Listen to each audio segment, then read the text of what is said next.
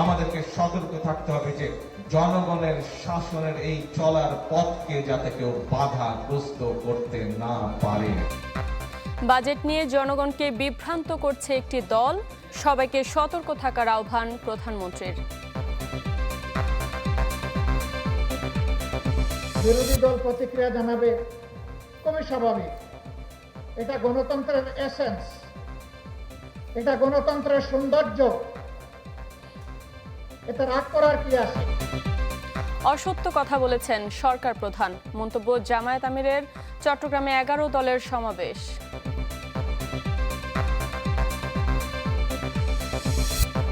প্রস্তাবিত বরাদ্দের সম্ভাবনার দুয়ার খুলেছে স্বাস্থ্য খাতে, জনবল ব্যবস্থাপনা ও দুর্নীতি নিয়ন্ত্রণে চ্যালেঞ্জ।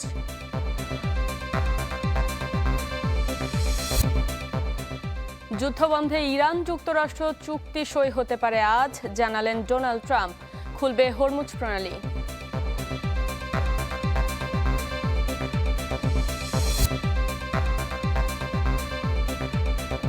আমন্ত্রণ চ্যানেল 24 এর সকাল 7টার খবরে। শুনছিলেন সিলন ফ্যামিলি ব্রেন্টির সংবাদ শিরোনামগুলো। আপনাদের সাথে আছি শারমিন মাহমুদ। এগিয়ে থেকেও ড্র করে খুশি নিউ জার্সিতে খেলা দেখতে আসা মরক্কোন সমর্থকরা। প্রথমবারের মতো বিশ্বকাপ জয়ের স্বপ্ন বুনতে শুরু করেছেন তারা। আর পাকেতা রাফিনহাদের পারফরমেন্সে হতাশ ব্রাজিল ভক্তরা।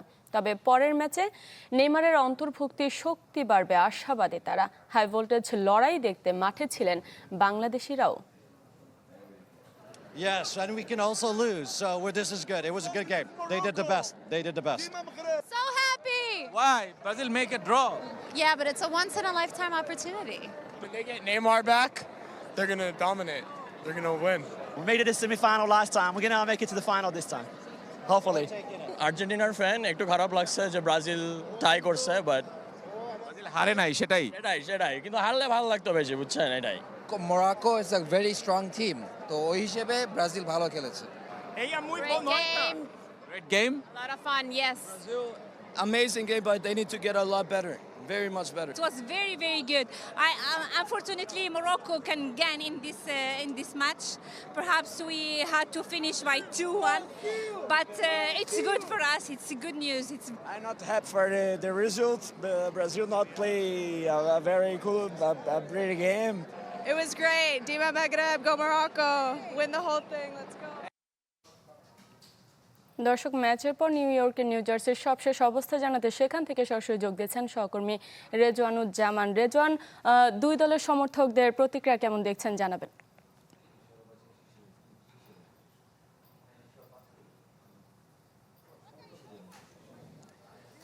প্রতিক্রিয়া যে আসলে খুব ভালো এমনটা বলা যাচ্ছে না। প্রতিক্রিয়া আসলে ব্রাজিল সমর্থকদের মুখে হতাশা, আর মরক্কোন সমর্থকদের মধ্যে আসলে কিন্তু উচ্ছ্বাস উল্লাস, যেটাই বলি সেটা কিন্তু তারা দেখাচ্ছে। কারণ তাদের কাছে এই ড্র জয়ের সমানই। কারণ ব্রাজিল 5 বারের বিশ্ব চ্যাম্পিয়ন, তাদের সঙ্গে মরক্কো যে খেলা পারফরমেন্স দেখিয়েছে সেটা কিন্তু আসলে প্রশংসনীয় এবং ব্রাজিলকে রুখে দিয়েছে প্রথম ম্যাচে, সেটা বলতেই হচ্ছে। এবং ব্রাজিলের বিশ্বকাপ শুরু হলো ড্রয়ের মধ্য দিয়ে, 1-1 গোলের ড্র। এবং এই দলটা আসলে কতদূর যাবে, কত পথ পাড়ি দেবে, সেই প্রশ্নটা কিন্তু সমর্থকদের মধ্যে রয়ে গেছে। নিউ জার্সি স্টেডিয়ামের সামনে আমরা আছি, এখানে কিন্তু আসলে অনেক অন্ধকার নেমে গেছে, কিন্তু ব্রাজিল দলটা আসলে আলোক উজ্জ্বল কে করবে সেই প্রশ্নটা কিন্তু রয়েছেই আমাদের। বিভিন্ন দেশের মানুষদেরকে কিন্তু আমরা দেখছি এই নিউ জার্সি স্টেডিয়ামে, তারা কিন্তু এসেছেন শুধুমাত্র ব্রাজিলের একটা জয় দেখার জন্য। 80,000-এর বেশি দর্শক কিন্তু আজকে এসেছিলেন এই মাঠে, কিন্তু তাদের অনেকের মুখেই কিন্তু হাসি নেই আজকে।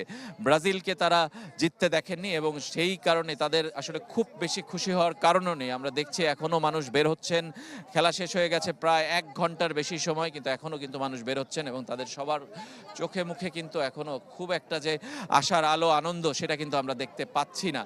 এবং আমরা বুঝতেই পারছেন যে কারণটা কি আসলে, যে ব্রাজিলকে রুখে দিয়েছে মরক্কো এবং সেই কারণেই কিন্তু আমরা দেখতে পাচ্ছি যে আসলে সমর্থকদের মধ্যে খুব একটা হাসি দেখছি না। তবে মরক্কান সমর্থক অনেকের সঙ্গে আমরা কথা বলেছি, তারা কিন্তু আসলে তাদের প্রতিক্রিয়া দেখাচ্ছেন এবং তারা তাদের দলকে নিয়ে আসলে গর্বিত এবং এই দলটিকে নিয়ে তারা অনেক দূর যেতে চান এবং অনেকেই বলছে যে ফাইনাল পর্যন্ত যাবে মরক্কো। গতবার সেমিফাইনালে থেমেছিল এবং ব্রাজিলকে নিয়ে অনেকে বলছে এই দলটি সেমিফাইনাল পর্যন্ত যাবে কিনা সেটা নিয়ে তাদের প্রশ্ন আছে। যদিও গ্রুপ পর্ব পার হওয়া নিয়ে তাদের কোনো শঙ্কা নেই।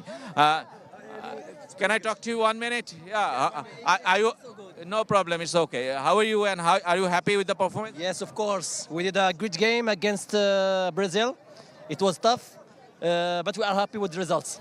So what do you think? How long can Morocco can go in this tournament? We hope to get semifinals like 2022.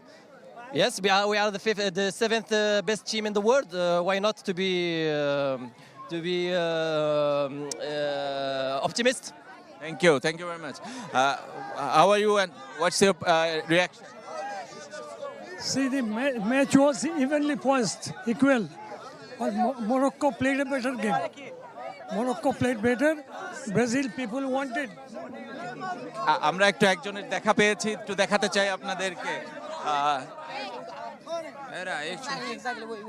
This is not a real Neymar, you know this, but his looks like. How are you?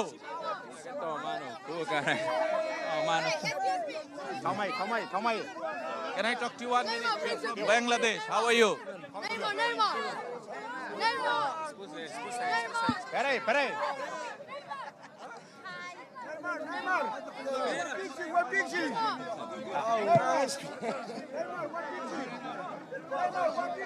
একজন নকল নেইমারের পেছনে আসলে কত মানুষ ছুটতে পারে সেটা কিন্তু আপনারা দেখছেন এবং তিনি কিন্তু অটোগ্রাফ দিয়ে চলেছেন। তার কথা সম্ভবত অটোগ্রাফ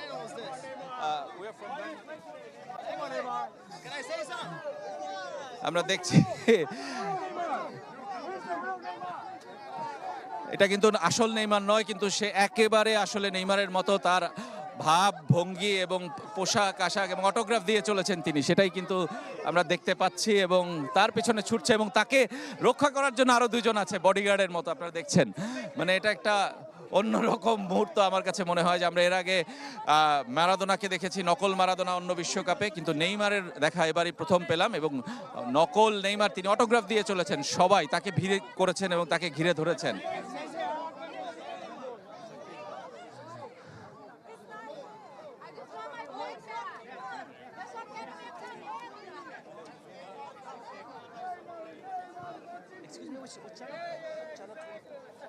এখনো কিন্তু তাকে ঘিরে ভিড় দেখছি আমরা এবং নকল নেইমারের সাথে আমি জানি না যে আসলে তিনি ইংরেজিতে কথা বলতে পারেন কিনা, আসল নেইমার পারেন না সেটা আপনারা জানেন। তিনি কিন্তু অটোগ্রাফ দিয়ে চলেছেন এবং তার কাছ থেকে মানুষজন অটোগ্রাফ নিচ্ছেন, ছবি তুলছেন, ভিডিও করছেন।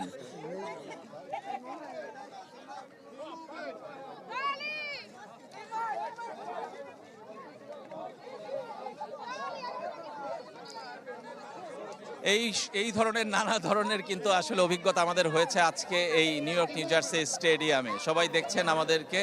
আমার মনে হয় যে শারমিন এইখান থেকে আমরা বিদায় নিতে পারি এখন, আর কোনো প্রশ্ন না থাকলে আপনার।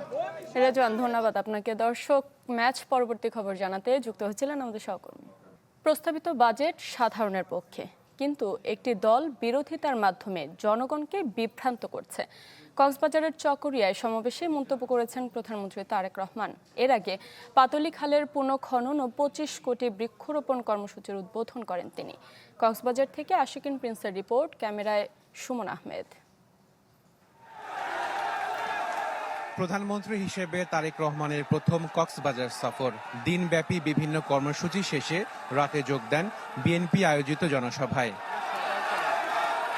প্রধানমন্ত্রী প্রতিশ্রুতি দেন চট্টগ্রাম কক্সবাজার সড়ক 6 লেনে উন্নীত করার। এই রাস্তার কাজ আমরা ইনশাআল্লাহ দ্রুতই হাত দেব। প্রধানমন্ত্রী বলেন প্রস্তাবিত বাজেট জনগণের পক্ষে।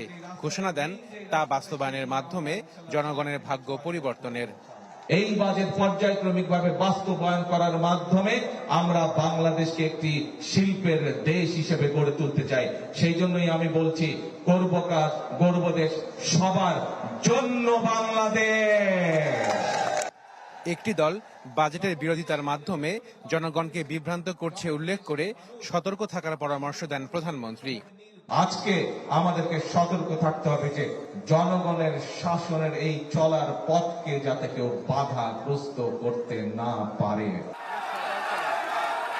এলাকার উন্নয়নে প্রধানমন্ত্রীর কাছে বিভিন্ন দাবি উপস্থাপন করেছে কক্সবাজারবাসী।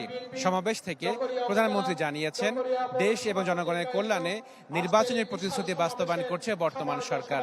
নেওয়া হয়েছে জনকল্যাণমুখী বিভিন্ন পদক্ষেপ। এর আগে পাতলি খালের পুনঃখনন কাজ উদ্বোধন করেন সরকার প্রধান। পরে সংক্ষিপ্ত পথসভায় তিনি বলেন, মানুষের পাশে না দাঁড়িয়ে দেশে অশান্তি সৃষ্টি করতে চাইছে বিরোধী দল। তাদের লক্ষ্য বা উদ্দেশ্য দেশের মানুষের পাশে দাঁড়ানো নয়, তাদের উদ্দেশ্য একটাই, তাদের লক্ষ্য একটাই, সেটা হচ্ছে দেশের মধ্যে একটি অস্থিতিশীলতা, অশান্তি তৈরি করা, মানুষকে বিভ্রান্ত করা। ডুলা হাজরা সাফারি পার্ক পরিদর্শন শেষে দেশব্যাপী 25 কোটি বৃক্ষরোপণ কর্মসূচির উদ্বোধন করেন তারেক রহমান। এছাড়া পেকুয়া পৌরসভা এবং মাতামুহুরী উপজেলা ও থানার ভিত্তিপ্রস্তর স্থাপন করেন প্রধানমন্ত্রী তারেক রহমান। কক্সবাজার সফরে জুলাই গণ অভ্যুত্থানে চট্টগ্রামের প্রথম শহীদ মোহাম্মদ ওয়াসিমের কবর জিয়ারত করেন সরকার প্রধান। আশাকিন প্রিন্স, চ্যানেল 24, কক্সবাজার। কক্সবাজারে বাজেট ও বিরোধী দলকে নিয়ে প্রধানমন্ত্রী অসত্য কথা বলেছেন বলে অভিযোগ করেছেন জামায়াত আমির ডাক্তার শফিকুর রহমান। চট্টগ্রামের লালদিঘি ময়দানে তিনি বলেন, নতুন স্বৈরতন্ত্রের পথে হাঁটছে বিএনপি। সমাবেশে 11 দলের নেতারা হুঁশিয়ারি দেন, বাধ্য করলে সরকার পতন আন্দোলনে নামার। গণভোটের রায় বাস্তবায়ন ও দ্রব্যমূল্যের ঊর্ধ্বগতি নিয়ন্ত্রণের দাবিতে চট্টগ্রামের লালদিঘি ময়দানে 11 দলের এই সমাবেশ, যাতে অতিথি ছিলেন জোটের শীর্ষ নেতারা। বাজেট সহ সার্বিক দেশ পরিচালনায় সরকার ব্যর্থতার পরিচয় দিচ্ছে অভিযোগ করে নেতারা হুঁশিয়ারি দেন, সরকার সঠিক পথে না আসলে পতন আন্দোলনে যাবে বিরোধী দল। তারা কথায় কথায় খালি কার্ডের ঘোষণা দেয়। মনে রাখবেন, ওই বঙ্গবন্ধুর বাকশাল টিকে নাই, কার্ড বন্ধুর টাকশালও টিকবে নাই। সেই অতীত থেকে যদি আপনারা না শেখেন, তাহলে বুঝতে হবে আপনারা বদলান নাই, আপনাদের খাসলত বদলায় নাই। সংবিধান সংস্কার পরিষদ গঠন করে সেটা বাস্তবায়ন করার জন্য যা করতে হয় বিরোধী দল আন্দোলনের মাধ্যমে আদায় করে ছাড়বে ইনশাআল্লাহ। এলডিপি প্রধান অলি আহমেদ অভিযোগ করেন, প্রধানমন্ত্রী কুপরামর্শ নিচ্ছেন, তাই গণবিরোধী কর্মকাণ্ড করছেন।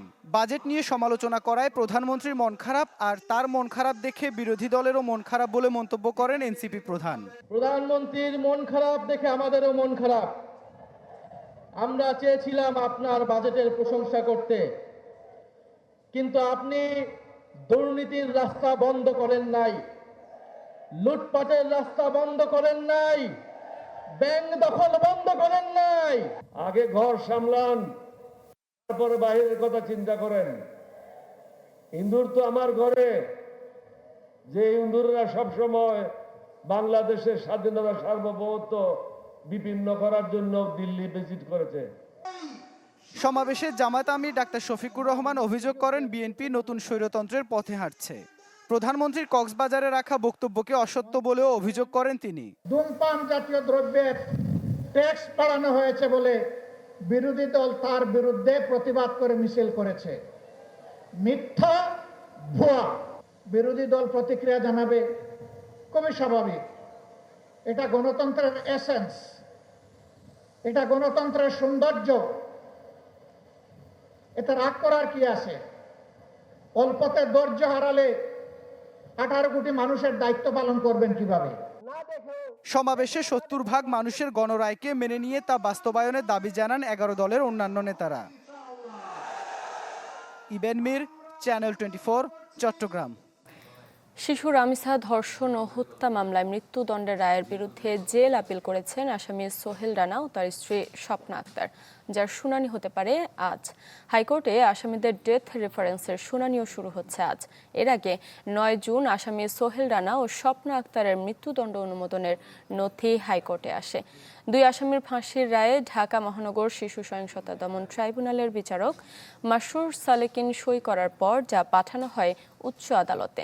রাজধানীর পল্লবীতে শিশু ধর্ষণ ও হত্যার দায়ে গেল 7 জুন সোহেল ও স্বপ্নাকে মৃত্যুদণ্ড দেয় আদালত।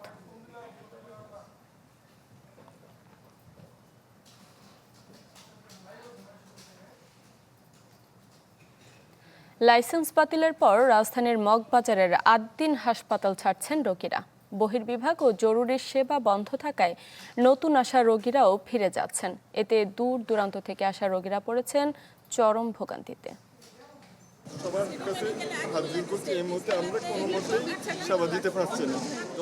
নবজাতক মৃত্যুতে অবহেলার দায়ে বাতিল হয়েছে লাইসেন্স, সুযোগ নেই সেবা দেওয়ার। তাই রোগীদের ফেরত দিতে হচ্ছে আদ্দিন হাসপাতাল কর্তৃপক্ষকে।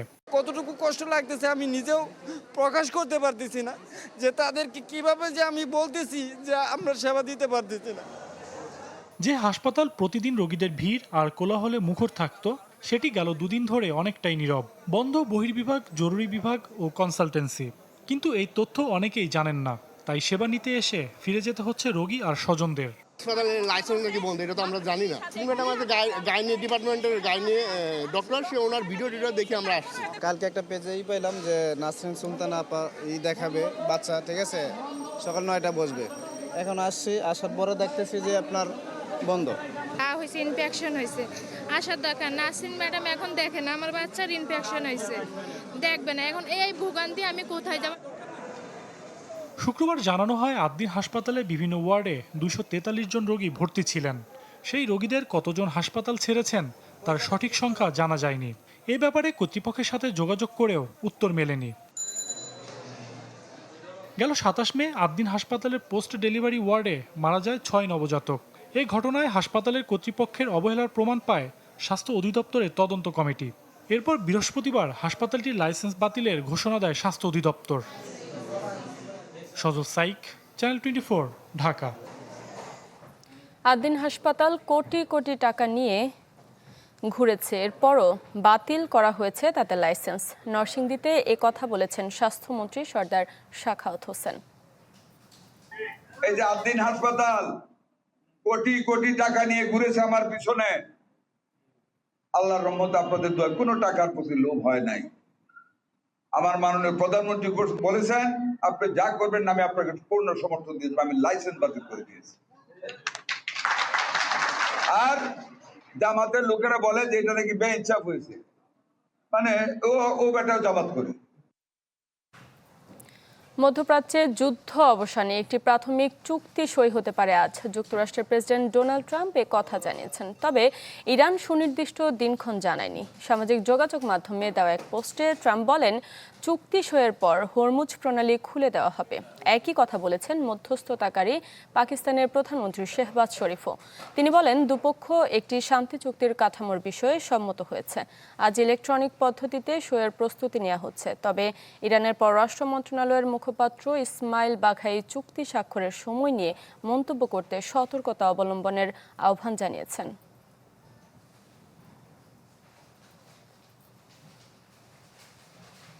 এই ছিল সকাল 7টার খবরে। বিশ্বের যে কোনো প্রান্ত থেকে সবশেষ খবর জানতে ভিজিট করুন আমাদের ফেসবুক পেজ, ইউটিউব চ্যানেল এবং ওয়েবসাইটে। এতক্ষণ সাথে থাকার জন্য ধন্যবাদ সবাইকে।